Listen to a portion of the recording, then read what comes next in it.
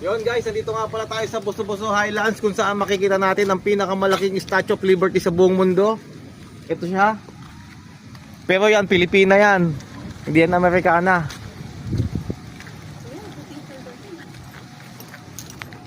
Ito, bigyan mo ako.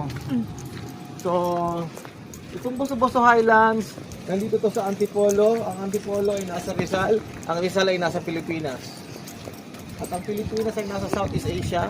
At ang Southeast Asia ay nasa Asia. At ang Asia ay nasa world. Napakatalino ko talaga pagdating sa mga trivia. Noon. Dwayne, how many continents do we have? Okay. Ano yung mga yun? Bumawi ka. Asia, Oh, Asia? Africa, Africa? North America, North South America? America, Antarctica, Europe, Australia.